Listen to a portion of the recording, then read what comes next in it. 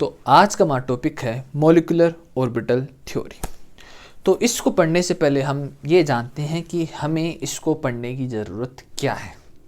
अगर आप इस चैप्टर को देखो, chemical bonding and molecular structure, तो इसमें हम क्या फाइंड आउट करने की ट्राई कर रहे हैं? किसी मॉलिक्यूल का स्ट्रक्चर, मतलब उसकी जो प्रॉपर्टीज़ हैं वो उसको समझने की ट्राई कर रहे हैं। मतलब उसमें इलेक्ट्रॉन कैसे रिवॉल्व करते हैं, कैसे बॉन्ड फॉर्मेशन करते हैं, उसको समझने की हम ट्राई कर रहे हैं। तो ये मॉलिक्यूलर ऑर्बिटल जो थ्योरी, जो ये टॉपिक है अपना, ये टोटली डिफरेंट है। अभी तक हमने जो पढ़ा है उससे एकदम बिल्कुल अलग है ये। इससे पहले हम जो समझने की ट्राई कर रहे थे ना, वो ऐसे समझने की ट्राई कर रहे थे जैसे देखो, हाइड्रोजन और हाइड्रोजन, ठीक है, इसका हम थोड़ा इस टाइप से बना लेते हैं, हाइड्रोजन एंड हाइड्रोजन। ये न्यूक्लियस है। हम ऐसे ट्राई कर रहे थे कि हम इसका एटॉमिक ऑर्बिटल को, मतलब इस एटम को हम अलग से पहले इसकी प्रॉपर्टी जानने की जानते थे, फिर समझते थे भाई क्या चीज़ होगी, और इस एटम को हम अलग से लेके समझते थे, और फिर जब ये दोनों आपस में बॉन्ड बनाते थे तो अलग अलग इनको समझने की ट्राई करते थे कि कैसे ये जुड़े आपस में। लेकिन एक्चुअली जब हम MOT में बात करते हैं, मॉलिक्यूलर ऑर्बिटल थ्योरी में बात करते हैं, तो हम एटॉमिक ऑर्बिटल की बात नहीं करते हैं। मतलब एक एटम की ऑर्बिटल की बात नहीं करते हम यहाँ। हम यहाँ बात करते हैं जब ये दोनों आपस में मिक्स हो जाते हैं ना, उस ऑर्बिटल की बात करते हैं जो होता है मॉलिक्यूलर ऑर्बिटल। एकदम डिफरेंट टोटली। इससे पहले हमने जो कुछ भी पढ़ा है ना, वो हम केवल एटॉमिक ऑर्बिटल्स के बेस पे पढ़ रहे थे, लेकिन यहाँ हम मॉलिक्यूलर ऑर्बिटल की बेस पे पढ़ेंगे। मतलब यहाँ टोटली सब कुछ, सारा गेम ही चेंज हो गया है। इससे पहले हमने जो कुछ भी पढ़ा वो केवल हमारी थोड़ी सी हेल्प करता है समझने में कि कोई मॉलिक्यूल का स्ट्रक्चर कैसे हो सकता है। लेकिन यहाँ जब MOT आता है अपने पास, मॉलिक्यूलर ऑर्बिटल थ्योरी आता है, ये टोटली गेम चेंज कर देता है। ठीक है, एक्चुअली इसकी ज़रूरत आई कहाँ से? मतलब ऐसे क्या ज़रूरत पड़, जैसे इसके पहले कौन सी थ्योरी थी? वैलेंस बॉन्ड थ्योरी, जो भी क्वांटम बेस पे दी गई थी, है ना। तो क्या ज़रूरत आ पड़ी कि भाई इस थ्योरी की क्या ज़रूरत आ गई? तो जो VBT जो थ्योरी है वो काफ़ी क्वेश्चनों के हमें जवाब नहीं देती है। जैसे देखो, जिनोन है, ये एक नोबल गैस है, ठीक है, ये नोबल गैस है। नोबल गैस मीन्स इसका जो इलेक्ट्रॉनिक कॉन्फ़िगरेशन है, या जो इनकी सेल है ना ऑर्बिटल, वो फुल फिल है। इसकी जो सेल है ना सारे के सारे वो फुल फिल हैं। तो इसको ना किसी के साथ बॉन्ड बनाने की ज़रूरत है, ना किसी से इलेक्ट्रॉन लेने की ज़रूरत है, ना देने की ज़रूरत है, लेकिन फिर भी ये बॉन्ड बनाता है। क्यों? इसका जवाब VBT नहीं दे पाया। वैलेंस बॉन्ड थ्योरी इसका जवाब नहीं देती है। जो VBT है वो काफ़ी जो मैग्नेटिक प्रॉपर्टी होती है ना एटम्स की, वो भी वो प्रॉपरली एक्सप्लेन नहीं करता है। वो प्रॉपरली एक्सप्लेन नहीं करता है, और वो VBT ओनली एटॉमिक ऑर्बिटल पे बात करती है। लेकिन जो मॉलिक्यूलर ऑर्बिटल थ्योरी है वो मॉलिक्यूल ऑर्बिटल की थ्योरी की बात करता है। इसको आगे समझेंगे, लेकिन ये इसमें मेन, तो इसलिए आपको शायद समझ में आ गया होगा कि क्यों हमें इस थ्योरी की ज़रूरत आई थिंक आपको समझ में आ गया होगा। चलो अब इसमें इसके कुछ पॉइंट्स हैं। अब इसमें क्या क्या कहता है वो समझते हैं हम ना। इसको इसमें क्या क्या है वो समझने की ट्राई करते हैं, मज़ा आएगा इसमें। वैसे काफ़ी लेंथी टॉपिक है, टाइम लगेगा इसमें समझने में, लेकिन ये एकदम अभी तक इससे जो पहले पढ़ा उसको एक तरफ ले लो और इसको अलग से ले लो, बात एक सी है, तो इसलिए लंबा टॉपिक होगा थोड़ा सा ही। तो इसके कुछ पॉइंट्स देखते हैं। पहला पॉइंट तो ये बोलता है कि किसी एटम के जो ऑर्बिटल्स होते हैं ना, किसी एटम के जो ऑर्बिटल्स होते हैं, जो एटॉमिक ऑर्बिटल्स होते हैं ना, जैसे मान लो हाइड्रोजन है, इनके जो 1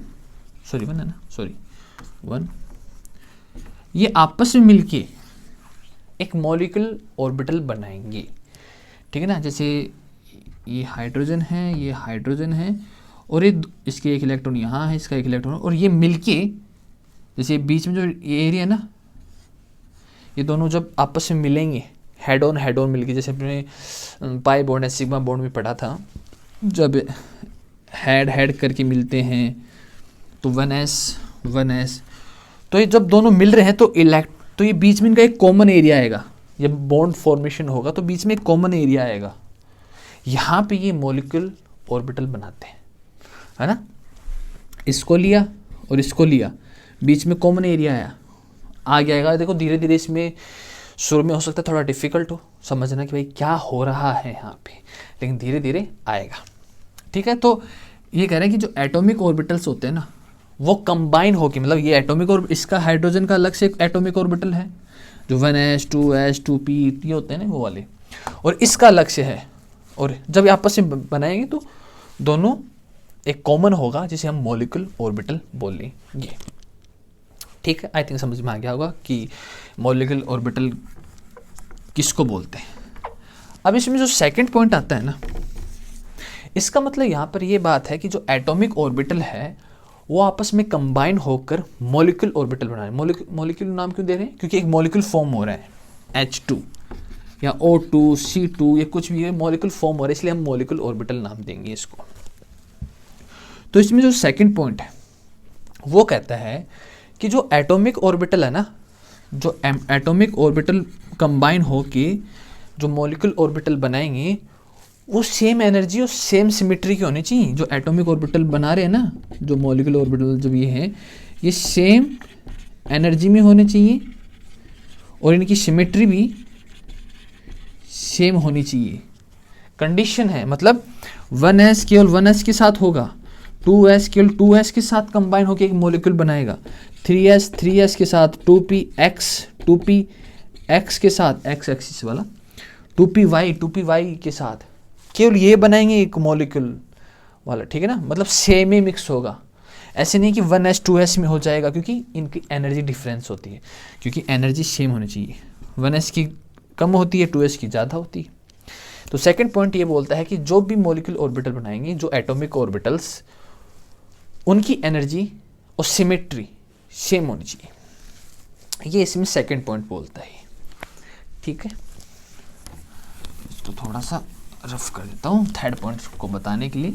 कुछ पॉइंट बोलते हैं, कुछ पोस्टुलेट्स होते हैं हर थ्योरी के, वो समझना ज़रूरी है। आई थिंक समझ में आ गया। देखो एकदम सिंपल लो, पहले हम जितने अभी तक पढ़ा है हमने, हम केवल जैसे एक हाइड्रोजन है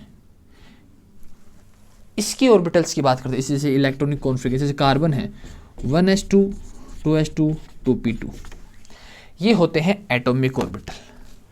अब ये एक और कार्बन के साथ मिक्स हो गया, अब हो गया 1s2 2s2 2p2, इसका 1s मिलके इसका 1s मिलके इसका 2s, ये आपस में जब मिक्स हो जाएंगे ना तो एक उसको हम नाम देंगे मॉलिक्यूल ऑर्बिटल, ठीक है।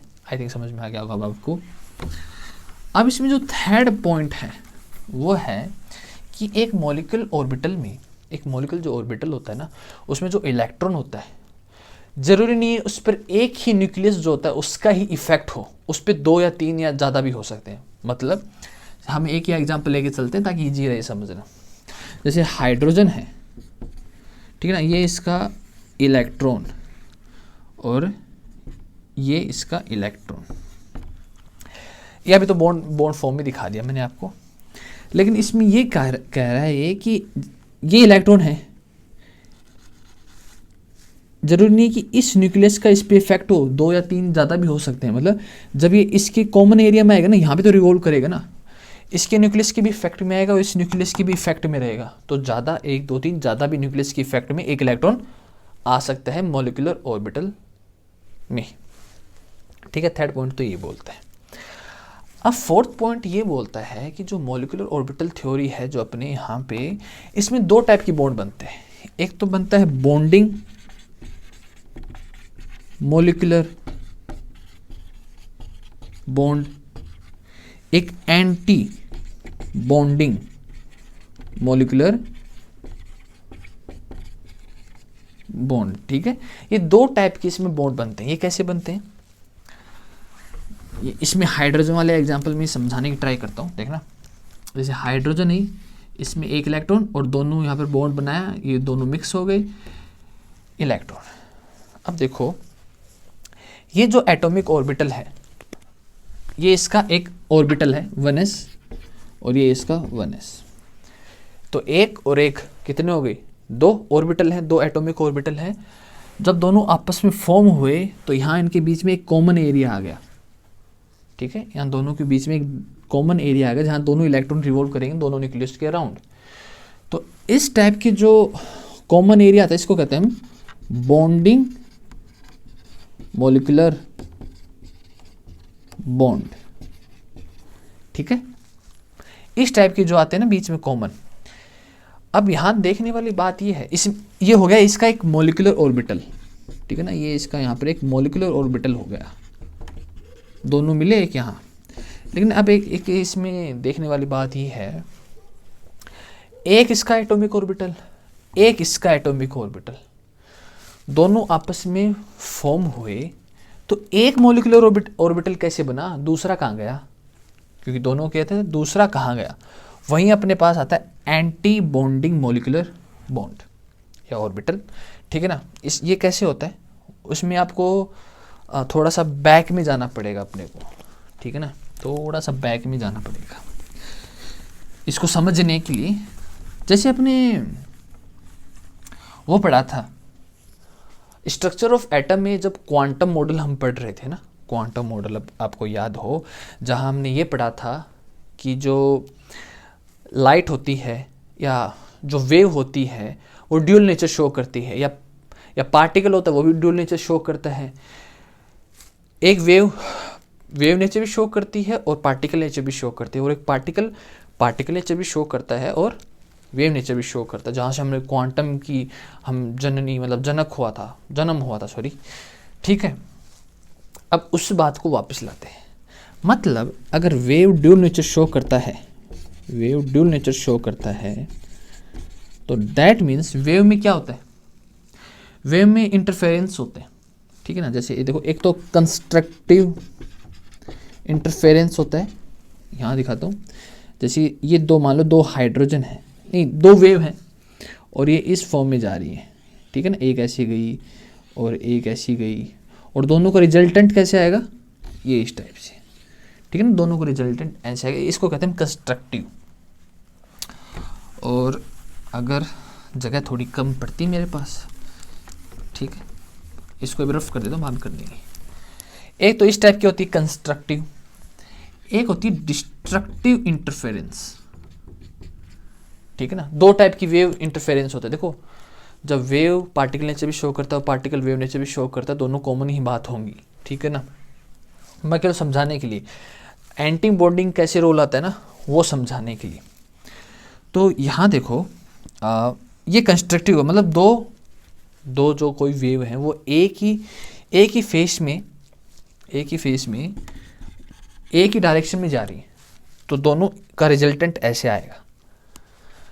एक होता है डिस्ट्रक्टिव, मतलब दोनों थोड़ा सा अपोजिट टाइप में चलते हैं, ठीक है ना, थोड़ा सा अपोजिट टाइप में चलते हैं, मतलब ये अगर प्लस होगा तो ये माइनस होगा, ठीक है ना, थोड़ा दोनों अपोजिट चलते हैं। तो दोनों अपोजिट चलते हैं तो दैट मीन्स का जो रिजल्टेंट होगा ना, जो इसका रिजल्टेंट होगा वो प्लेन लाइन होगा, मतलब ये दोनों एक दूसरे को कैंसिल आउट कर देंगे, इसका रिजल्टेंट हमें एक प्लेन मिलता है, ठीक है। ये बात हमें वेव के बारे में पता है, क्वांटम लेवल पे जब हम वेव के बारे में पढ़ते हैं ना, तो हमें पता है कि वेव में एक कंस्ट्रक्टिव वेव इंटरफेरेंस होता है, एक डिस्ट्रक्टिव इंटरफेरेंस होता है। यही चीज़ का यूज करके मॉलिक्यूलर ऑर्बिटल में हम एंटी बॉन्डिंग को समझते हैं, ठीक है ना। ये आई थिंक समझ में आ गया होगा कि दोनों एक ही फेस में जा रही हैं, अगर मान लो ये प्लस है तो ये भी प्लस फॉर्म में ही है, लेकिन यहाँ अपोजिट, तो दोनों को एक दूसरे को कैंसिल आउट कर देंगे, ठीक है। अब इसी बात को समझने के लिए आई थिंक ये आपको समझ में आ गया क्वांटम लेवल पे, क्वांटम मतलब ड्यूल नेचर जब शो करते हैं ना वेव का, तब तो यहीं जब हमने वापस वो हाइड्रोजन लेते हैं और ये दोनों एक एटॉमिक ऑर्बिटल, एक एटॉमिक ऑर्बिटल दोनों मिलकर उन्होंने एक बॉन्डिंग मॉलिक्यूलर बॉन्ड बना दिया।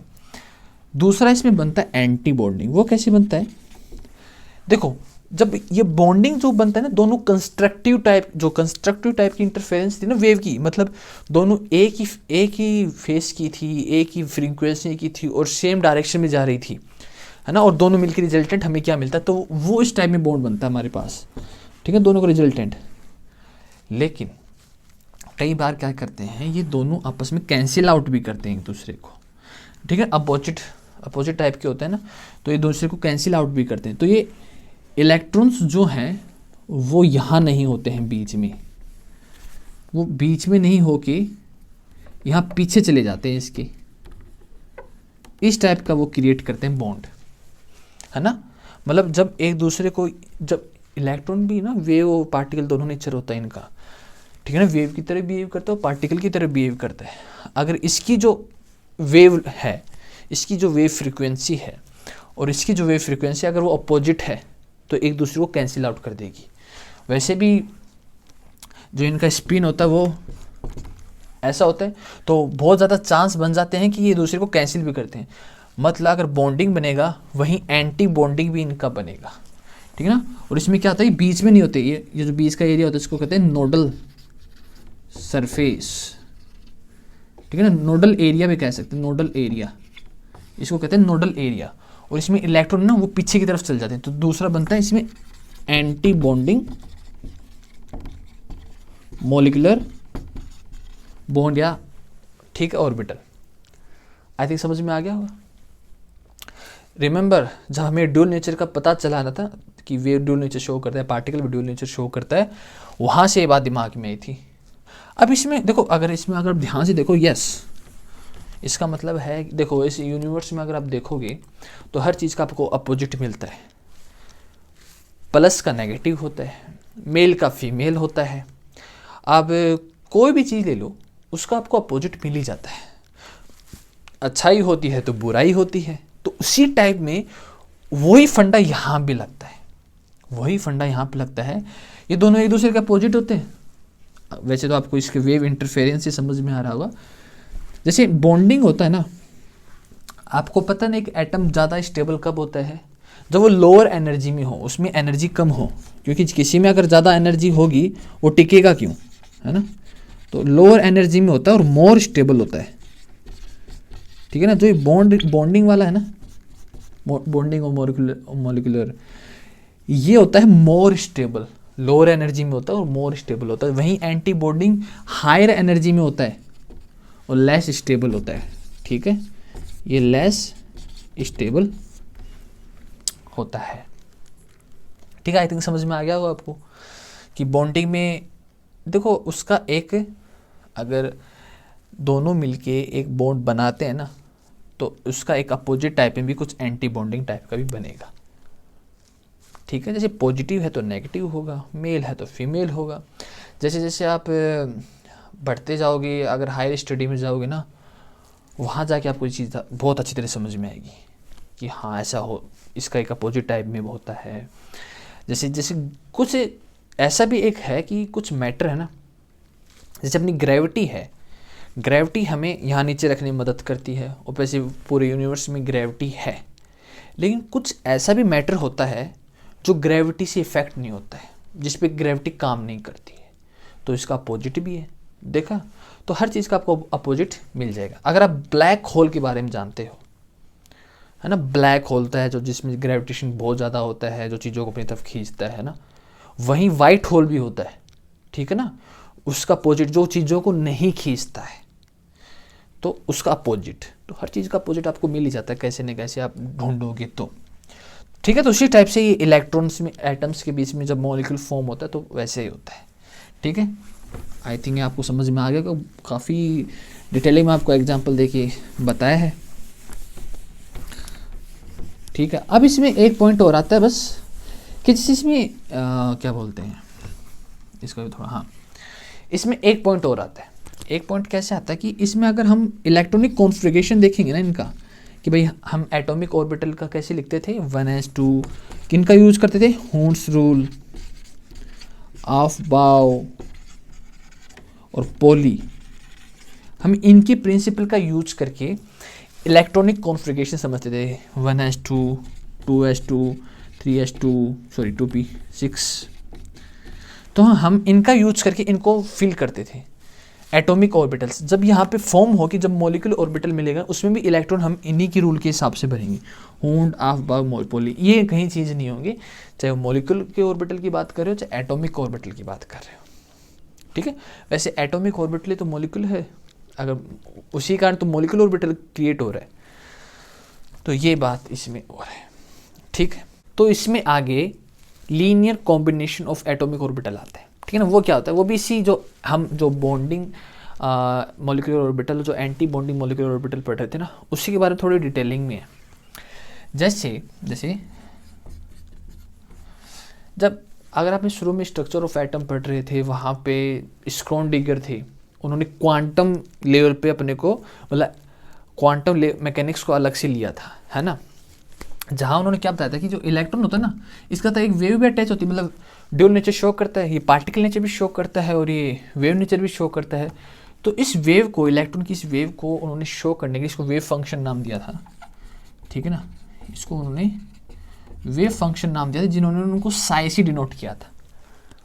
देखो वेव फंक्शन इसलिए दिया था कि इसको हम डिटेल में डिस्कस करें आगे जाके, मतलब आपकी जब हायर स्टडी में जाओगे ना, वहाँ इस पर डिटेल में आता है एकदम, मतलब दिमाग हिल जाता है, इतना खतरनाक लेवल का डिटेल में आता है, लेकिन वो चलो आगे ही बात है। तो इस वेव फंक्शन को समझने के लिए देखो यहाँ साई, तो उन्होंने इसको इस चीज़ से डिनोट किया था। अब इसी को हम बॉन्डिंग और एंटी बॉन्डिंग भी समझेंगे, उसमें क्या हेल्प होती है। जैसे वही हम वापस क्रिएट कर देते हैं हाइड्रोजन वाला, रिमेंबर हाइड्रोजन ले रहा हूँ मैं, ठीक है ना, ये बॉन्डिंग हो गया, और एक अगर देखें तो इस टाइप से यहाँ पर अगर इलेक्ट्रॉन है तो ये एंटी बॉन्डिंग टाइप में हो गया। ठीक है ना, बॉन्ड में है ये, लेकिन बॉन्ड में तो नहीं होंगी, सॉरी बॉन्ड में तो ये है, ये इनके बीच में, क्योंकि ये दूसरे को कैंसिल आउट कर देंगे, तो दैट्स वाई इलेक्ट्रॉन इधर आ जाएंगे। तो उन्होंने क्या किया, उन्होंने इसको समझाने के लिए इसको सिग्मा से डिनोट किया, मॉलिक्यूलर ऑर्बिटल को हम सिग्मा से डिनोट करेंगे। अगर इसमें देखो तो इसमें कंस्ट्रक्टिव इंटरफेरेंस था, अपने ने पढ़ा है ना पहले कि इसमें कंस्ट्रक्टिव इंटरफेरेंस है, दोनों एक ही फेस में है और एक ही डायरेक्शन में, दैट्स और सेम एनर्जी में है। तो इसके लिए हम इसको दोनों को ऐड किया तो हमारे पास ये मॉलिक्यूलर ऑर्बिटल आया। ठीक है, बॉन्डिंग मॉलिक्यूलर ऑर्बिटल। और वहीं अगर हम बात करें इसकी, तो यह इसको हम एंटी है तो इसको हम ऐसे डिनोट कर देंगे स्टार से, ताकि एंटी समझ में आ जाए अपने को। ये दूसरे को कैंसिल आउट कर रहे थे, डिस्ट्रक्टिव इंटरफेरेंस देखा था ना, ये एक दूसरे को कैंसिल आउट कर रहे थे, है ना, तो एक दूसरे को कैंसिल आउट कर रहे थे, तो मतलब दैट मीन्स यहाँ कुछ नहीं था, तो इसको हम दोनों सब्ट्रैक्ट हो जाएंगे, दोनों सब्ट्रैक्ट हो जाएंगे आपस में एक ही लेवल के 0, और ये ऐड हो जाएंगे, तो हमें एक इस टाइप का हमें एक मॉलिक्यूलर ऑर्बिटल मिल जाएगा। ठीक है, तो इसको हम इस टाइप से शो करते हैं, एंटी बॉन्डिंग को इस टाइप से शो करते हैं, जो सब्ट्रैक्ट होता है, और बॉन्डिंग वाले को हम जो ऐड करता है। ठीक है, आया समझ में। अब इसमें क्या है, इसमें कुछ कंडीशन भी एप्लीकेबल होती हैं, कुछ कंडीशन भी होनी चाहिए तभी ये काम करेगा, वरना नहीं करेगा। ठीक है, कुछ कंडीशन, जगह कम होने के कारण बार बार रफ करना पड़ता है। देखो इसमें कुछ कंडीशन क्या बताते हैं, ये इस हर चीज़ के लिए कुछ ना कुछ तो पैरामीटर्स होते हैं ना। ठीक है, फर्स्ट कंडीशन बताता है कि जो ये आपस में जो एटॉमिक ऑर्बिटल, देखो इसमें हमने पहले भी डिस्कस किया है, जो आपस में जो एटॉमिक ऑर्बिटल्स आपस में कंबाइन हो रहे हैं और जो मॉलिक्यूलर ऑर्बिटल बना रहे हैं ना, ये सेम एनर्जी की होनी चाहिए। सेम एनर्जी मीन्स आपको पता है कि न्यूक्लियस के पास जो ऑर्बिटल होता है ना, न्यूक्लियस के पास जो सबसे पास ऑर्बिटल, 1s फिर 2s फिर 2p फिर 3s, जो सबसे पास होता है उसकी सबसे कम एनर्जी होती है, और जैसे जैसे बढ़ते जाते हैं वैसे एनर्जी भी इंक्रीज होती जाती है ऑर्बिटल की। तो इसका ये कह रहा है कि अगर मॉलिक्यूलर ऑर्बिटल बनाना है आपको, तो ये दोनों एक की ही एनर्जी की होनी चाहिए। मगर ये 1s का है, तो अगर ये, क्योंकि दो एटॉमिक ऑर्बिटल मिलकर एक बॉन्डिंग बनाते हैं मॉलिक्यूलर ऑर्बिटल, एक एंटी बॉन्डिंग मॉलिक्यूलर ऑर्बिटल बनाते हैं, दैट मीन्स दोनों सेम एनर्जी की होनी चाहिए, दोनों एटॉमिक ऑर्बिटल। अगर 1s है तो इधर भी 1s होना चाहिए, दोनों मिलके बनाएंगे। अगर 2s है तो 2s है, 3s है तो 3s है, 4px है, ये भी डिपेंड करता है, 4py, सॉरी ये सेम एनर्जी की होनी चाहिए, 4px है, 4v, नहीं सॉरी, इसमें एनर्जी है ना, तो p की तो एनर्जी सेम होती है, सिमेट्री में आ जाएगा, सॉरी। तो मैं बता रहा हूँ बस कि अगर 3p में आएगा तो 3p, तो ये कहता है कि सेम एनर्जी के होंगे ना, वही बॉन्डिंग मोलिकुलर ऑर्बिटल बनाएंगे। दूसरी बात आती है इसमें सिमेट्री भी सेम होनी चाहिए, ठीक है, सिमेट्री भी सेम होनी चाहिए। सिमेट्री मीन सेम, जैसे 1s की तो स्पेयर होती है, आपको पता ही है, s की तो स्पेयर होती है, तो इनका तो चलो कोई बात नहीं है, ये तो मिल जाएंगी सिमेट्री। लेकिन इसमें मेन जो सिमेट्री आती है, जो p d f होते हैं ना, इनकी आती है। जैसे p है तो ये px का जो ओरिएंटेशन, px में जो ऑर्बिटल में होगा ना, वो केवल px से ही मिलेगा। py है वो py से कनेक्ट होगा, और pz से ही कनेक्ट होगा। मतलब देखिए, जैसे हमने बनाया कि p, ये बना दिया px, तो इसी टाइप का हमें दूसरा भी इसी टाइप का x में ही चाहिए अपने को। अगर y है तो हमें दूसरा भी y में ही चाहिए होगा। ऐसे नहीं हो सकता कि एक x का ले लिया, एक x का ओरिएंटेशन ले लिया और एक y का ओरिएंटेशन ले लिया, ये आपस में मिक्स नहीं होंगे, इसे हमें मॉलिक्यूलर स्ट्रक्चर नहीं मिलेगा। ठीक है, आई थिंक समझ में आ गया। देखो, अगर आप डायरेक्ट इस टॉपिक पे पढ़ रहे हो ना, तो थोड़ा डिफिकल्ट हो गया। वैसे थोड़ा पहले आपने पढ़ा हो तो पता चल गया होगा मैं किसके बारे में बात कर रहा हूँ। ठीक है, तो केवल x orientation x y z, तो x वाला x से मिलेगा, y वाला y से मिलेगा, z वाला z में से मिलेगा, सिमेट्री सेम होनी चाहिए। थर्ड इसकी कंडीशन होती है कि जो ये आपस में ओवरलैप करते हैं ना, ये तो पता ही ओवरलैप करते हैं नहीं, तो आपस में जो ओवरलैप करते हैं ना, ये मैक्सिमम होना चाहिए। जितना ज़्यादा, देखो यहाँ अगर इतना हो रहा है तो इतना डेंस, मतलब खुला हो रहा है, और धीरे धीरे ऐसे टोटली मैक्सिमम होना चाहिए। चाहे ज़्यादा से ज़्यादा डेंस हो, जितना कम एरिया उतना ज़्यादा डेंस, तो ज़्यादा से ज़्यादा ओवरलैप करना चाहिए, तो मैक्सिमम ओवरलैप होना चाहिए इसके अंदर। तीसरी कंडीशन ये रखता है कि इसमें मैक्सिमम ओवरलैप होना चाहिए, मैक्सिमम ओवरलैप एक्सटेंट होना चाहिए। ठीक है, पहले क्या बोलता है, सेम एनर्जी में होना चाहिए, दूसरा सेम सिमेट्री में होना चाहिए, तीसरी कि मैक्सिमम ओवरलैप करना चाहिए। ठीक है, तो अगर हम linear combination of atomic orbital को, जो हमने स्क्रोडिंगर वाले में देखा है, उसको हम अरेंज करें बाय एक ग्राफ या डायग्राम में, तो उसको हम कैसे करते हैं। देखो, इसको शो करने के लिए यहाँ सबसे पहले जो एटम का ऑर्बिटल है ना, जैसे हाइड्रोजन है, तो इसका 1s ऑर्बिटल यहाँ आ जाएगा। ठीक है, और यहाँ अपने ऊपर की तरफ यहाँ आ जाएगा एंटी बॉन्डिंग वाला 1s, और यहाँ नीचे आ जाएगा बॉन्डिंग मॉलिक्यूलर ऑर्बिटल, और यहाँ दूसरा जो एटम है ना, उसका एटॉमिक ऑर्बिटल आ जाता है। इसको हम एस टाइप में शो कर सकते हैं। ठीक है, जैसे ये हाइड्रोजन इस टाइप वाला है, इस तरफ हाइड्रोजन वाला है। हाइड्रोजन में कितने इलेक्ट्रॉन होते हैं, जैसे ये दो है ना, तो इसको हम ऐसे शो करेंगे, एक हाइड्रोजन इस तरफ होगा, एक हाइड्रोजन इस तरफ होगा, दोनों की शेयरिंग होगी, और इस तरफ से हम इसको अरेंज करेंगे। ठीक है ना, आगे जाके हम इसको समझेंगे। अगर जैसे देखो, एक इलेक्ट्रॉन इसका है और एक इलेक्ट्रॉन इसका है।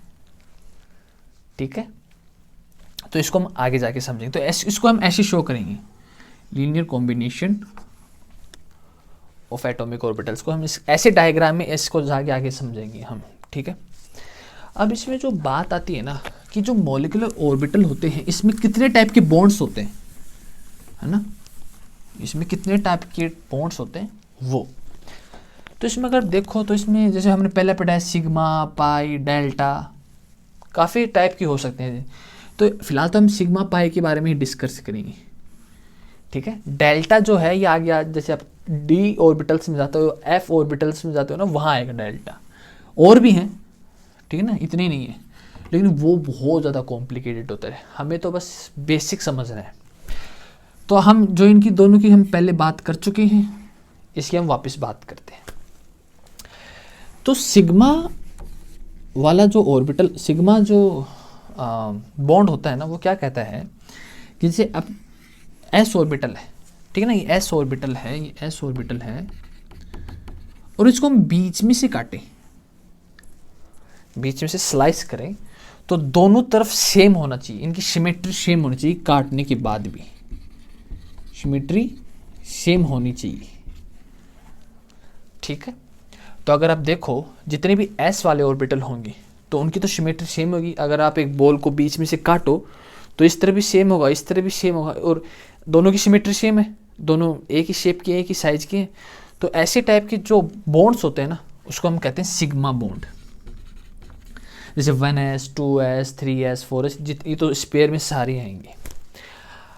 अगर हम 2p में बात करें, ठीक है, अगर हम 2p में बात करें तो 2p में जो z एक्सिस होता है ना, ये देखो, ये इधर, ये इस तरफ से और ये इस तरफ से, तो ये अपना z एक्सिस है, ये y है और ये x है। ठीक है, अगर आप z एक्सिस को प्लेन में लोगे, अगर ऐसे लोगो z एक्सिस इस टाइप का होता है, p एक्सिस pz, ठीक है ना, डंबल साइज में, अगर आप इसको बीच में स्लाइस करोगे ना तो इस तरह भी सेम होगा और इस तरह भी सेम होगा। अगर आप जैसे जैसे क्या मानते हो इसको, वैसे इसमें समझ लो आप कि अगर इसको आप बीच में से स्लाइस करोगे तो इस तरह ऐसे, जैसे ये है, इसको काटोगे तो बीच में से ऐसे होगा ना, इस तरह भी सेम होगा और इस तरह भी सेम होगा। तो यहाँ 2pz ये भी, इसमें भी सिग्मा बॉन्ड होता है, लेकिन यहाँ इसमें y एक्सिस और x एक्सिस में ना, इसमें नहीं होता। पाई, अब देखते हैं पाई बॉन्ड क्या होता है। पाई बॉन्ड वो होता है जिसको अगर हम बीच में से काटें, अगर हम बीच में से उसको स्लाइस करें तो दोनों तरफ सिमेट्री वो सेम ना हो, सिमेट्री नॉट सेम, वो होता है पाई बॉन्ड। ठीक है ना, वो होता है पाई बॉन्ड। अगर आप इसको बीच में से, सॉरी, अगर हम 2px और 2py अगर हम इनको बीच में से स्लाइस करने की ट्राई करें ना तो इधर सेम नहीं आता है, एक तरफ प्लस आएगा, एक तरफ माइनस आएगा। ठीक है, तो दोनों की सिमेट्री एक्चुअली सेम नहीं होती, एक तरफ ज़्यादा डेंस होगा और एक तरफ कम, एक तरफ इलेक्ट्रॉन का जो वॉल्यूम है वो डेंस ज़्यादा होगा और एक तरफ कम होगा, तो इनकी सिमेट्री सेम नहीं होती।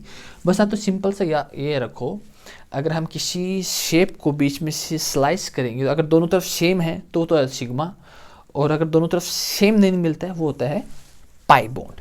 तो 2px और 2py इनका एक्सिस देखो अलग है, ये अगर z को देखो तो z अलोंग दी इस एक्सिस में और ये इस एक्सिस में, तो हमें एक्स वाई में तो नहीं मिलता है, हमें इसमें पाई बॉन्ड मिलता है, लेकिन z में हमें pi bond, sorry, sigma bond मिलता है। ठीक है, आई थिंक समझ में आ गया होगा। अब अगर हम इनकी एनर्जी देखें तो हमें पता है, ठीक है, चलो हम पहले देख लेते हैं कि हमें मोलिकुलर कौन सा मिलता है और एंटी मोलिकुलर कौन सा मिलता है ऑर्बिटल। अगर हम मोलिकुलर ऑर्बिटल की बात करें तो 1s होगा सिग्मा, सिग्मा 2s होगा, सिग्मा 2pz होगा। ठीक है ना, 3s की हम बात, 3s 3p, क्योंकि इसमें 3d ऑर्बिटल भी आ जाता है, d ऑर्बिटल भी आ जाता है, और d ऑर्बिटल की जो शेप्स है ना, जो एटॉमिक ऑर्बिटल की जो शेप है बहुत ज़्यादा कॉम्प्लेक्स है, इसलिए हम 2p तक ही ना वो समझ के, हमें बेसिक समझना है।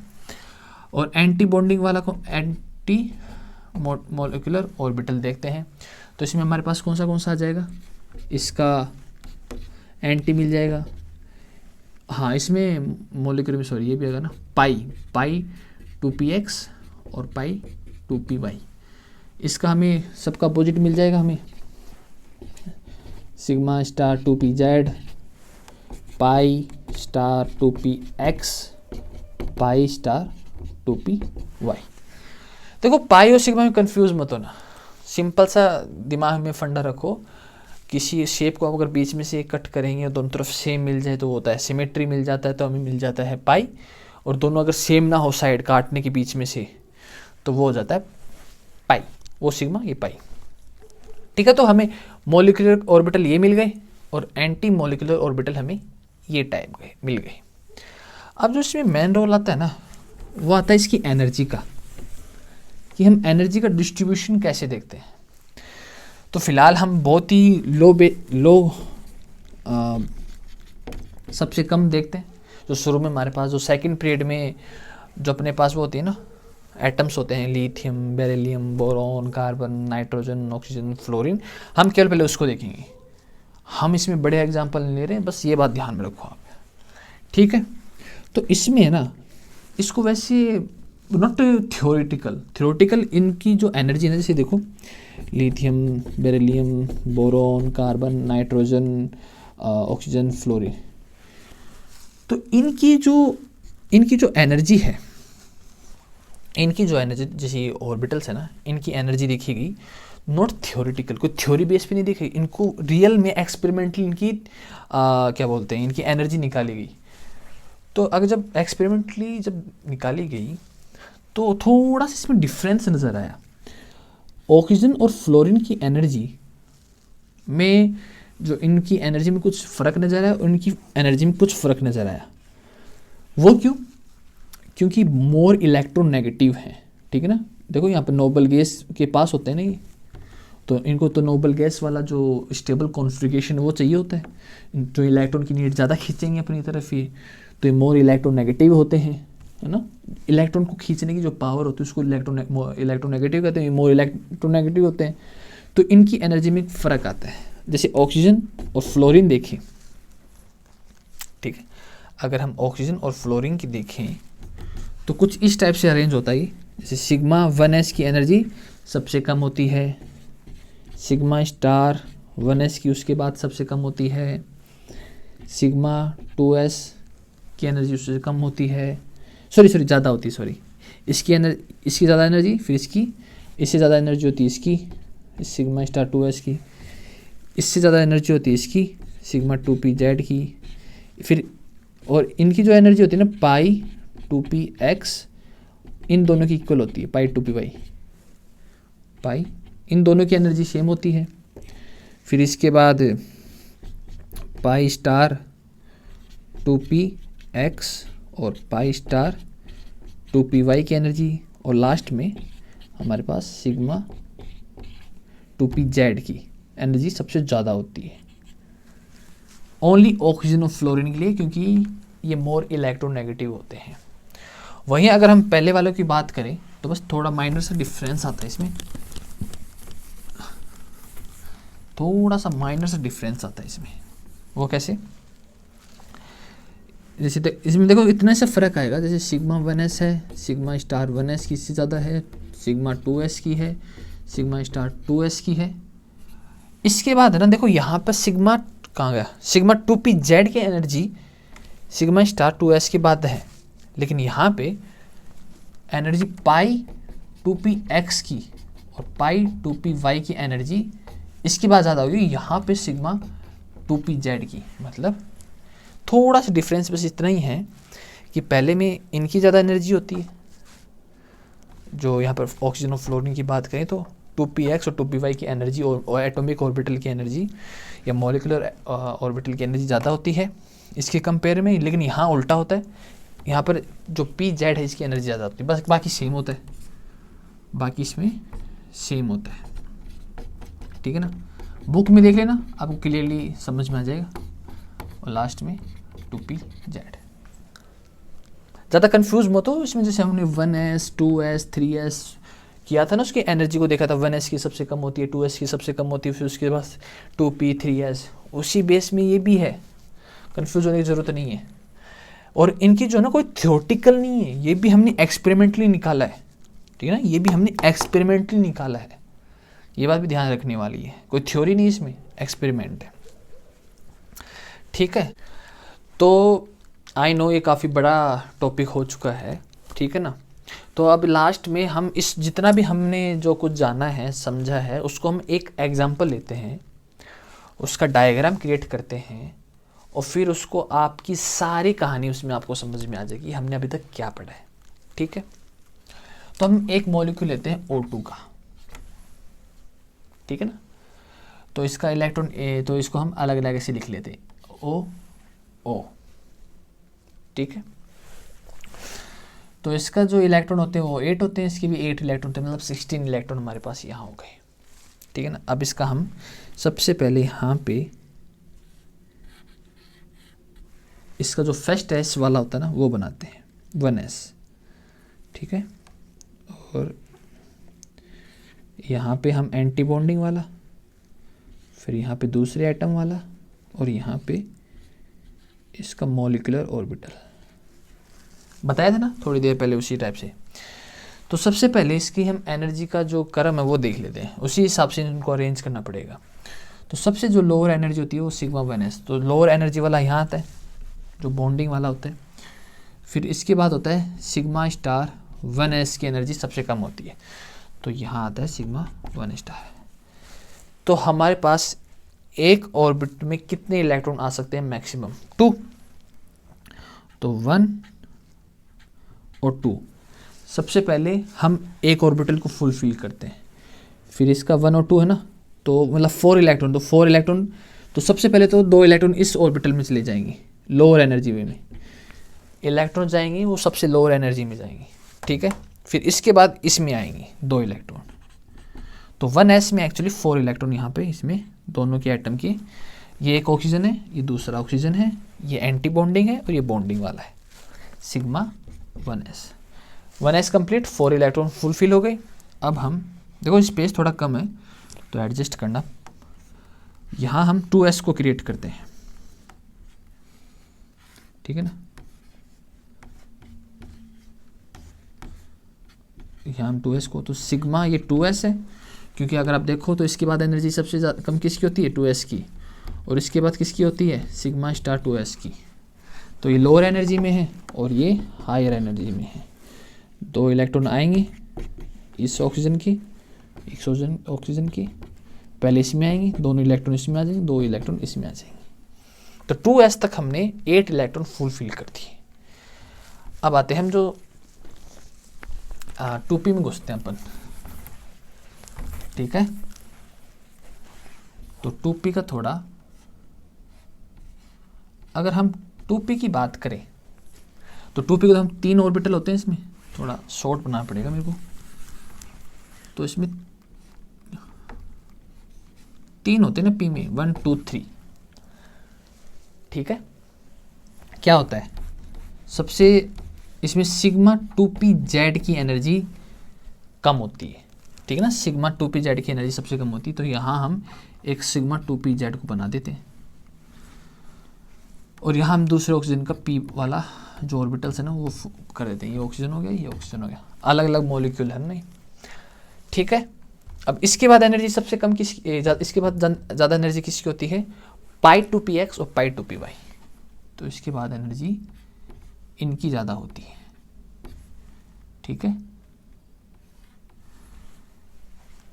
इसके बाद पाई 2px, पाई स्टार 2px और पाई स्टार एंटी बॉन्डिंग वाले की होती है एनर्जी इसके बाद, ठीक है। और फिर लास्ट में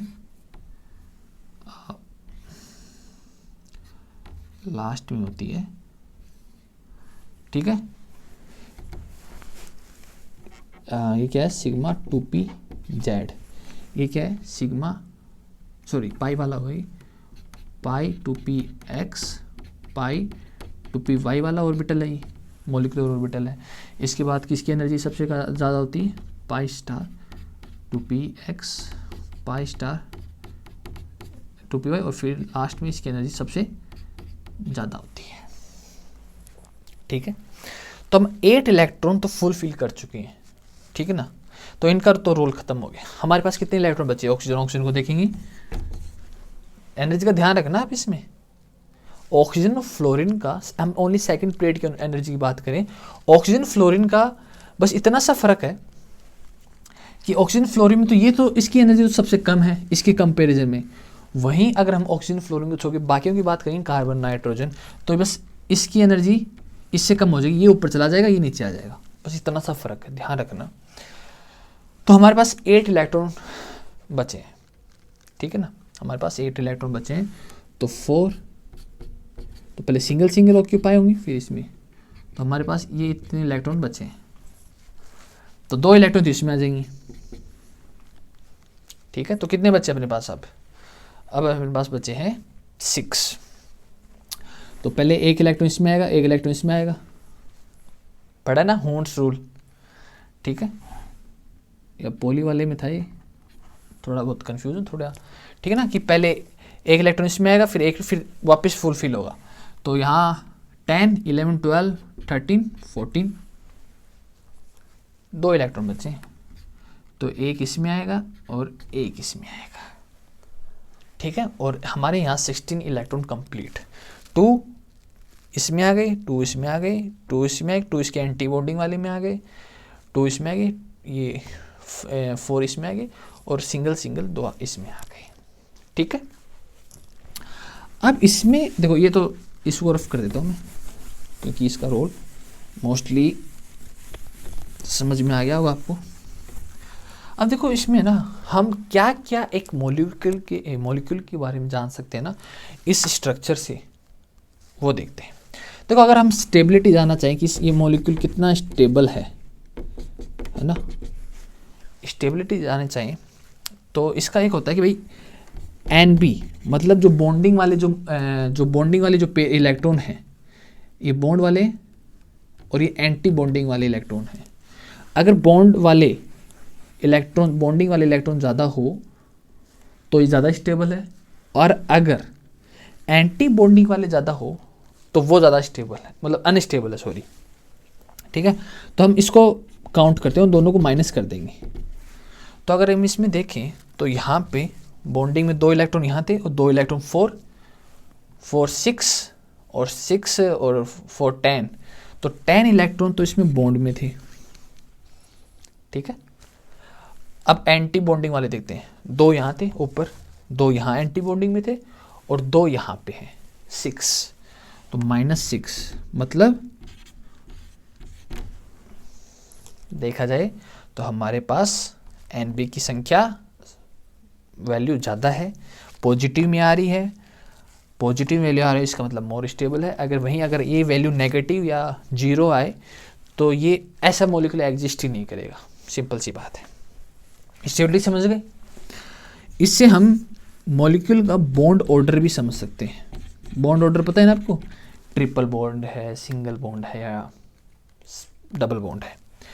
तो इसका एक होता है कि भाई हाफ, और ये है ना NB - Na, मतलब जो बॉन्डिंग वाले जो इलेक्ट्रॉन है वो माइनस जो एंटी बॉन्डिंग वाले इलेक्ट्रॉन है उसको माइनस कर दो, तो 1/2, इसको ही देख लेते हैं 4, तो इसकी वैल्यू है 2।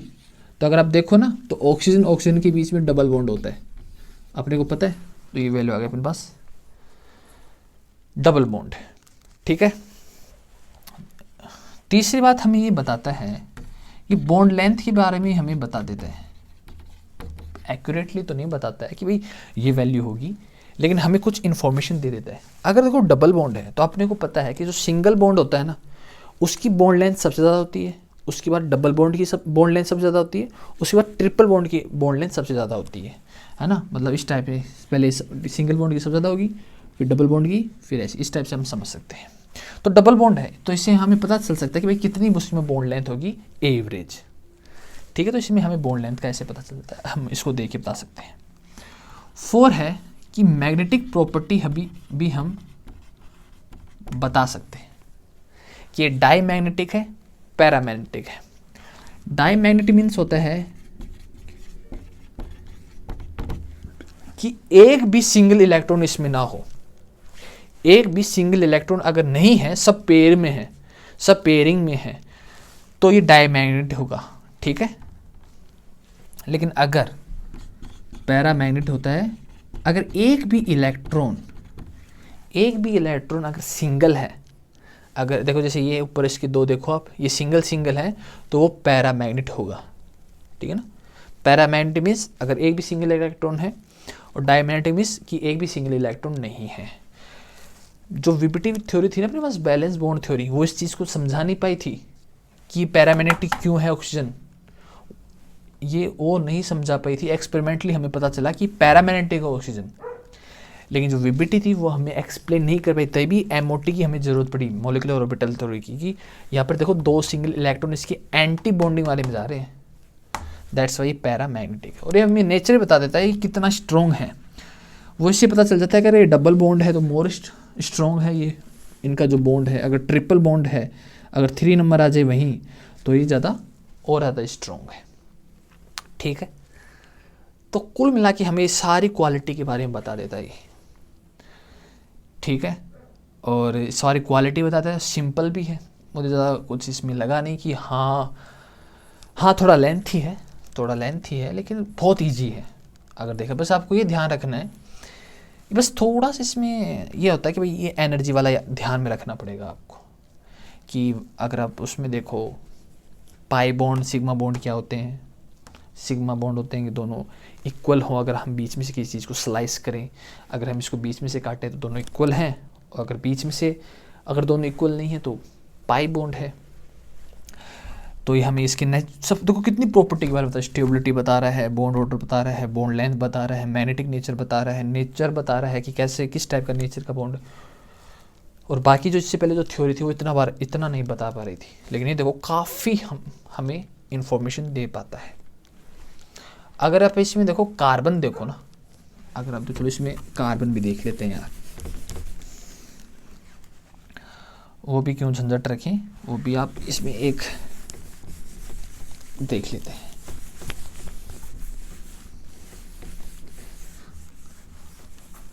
इसको रफ कर देता हूँ मैं, यहाँ तक इसको रफ कर देता हूँ, बाकी तो आगे सेम ही है, बस इन दोनों में फ़र्क आता है। अगर हम कार्बन की बात करें इसको, तो कार्बन में कितने इलेक्ट्रॉन होते हैं टोटल मिला के 6 and 12। 2 यहाँ पर आ गए वनस में, एंटी बॉन्डिंग वाले वनस में 2 आ गए, 2s एंटी बॉन्डिंग, तो यहाँ पर 8 इलेक्ट्रॉन यहाँ पर हो गए। हमारे पास कितने इलेक्ट्रॉन बचे 4। तो यहाँ जो आता है बस इतना फ़र्क पड़ जाता है कि ये इसकी एनर्जी सबसे कम होती है, पाई 2p x और पाई 2p y, और इससे ज़्यादा एनर्जी 2p z वालों की होती है। 4 इलेक्ट्रॉन बचे, सॉरी पहले इसमें आता है, एक इसमें आएगा, फिर एक वापस आ जाएगा, तो यहाँ पे 12 इलेक्ट्रॉन कंप्लीट हो चुके हैं। अब इसे क्या पता चल रहा है अपने को, इससे हमें ये पता चल रहा है कि ये डाईमैग्नेटिक है, इलेक्ट्रॉन सभी पेयर में है और ये डाईमैग्नेटिक है। हम 12 इलेक्ट्रॉन फिल करने, रिमेंबर कार्बन, तो 12 इलेक्ट्रॉन फिल करने, तो इसका मतलब हमें ये समझ में आता है कि कार्बन जो होता है वो डाईमैग्नेटिक होता है, ठीक है। देखा, इसे ये हमें ये हेल्प मिलती है। तो आई थिंक ये आपको समझ में आ गया है। ये इससे जो पहले जितने भी टॉपिक थे उनको अलग ले लो और इसको अलग ले लो, बराबर ही होंगे। तो यहाँ पर ये चैप्टर का जो है ये यहाँ पर कंप्लीट होता है मामला सब कुछ, और आई थिंक आपको समझ में आ गया होगा। मैंने काफ़ी लंबा इसको हो गया है, लेकिन आई थिंक आपको समझ में आ गया होगा।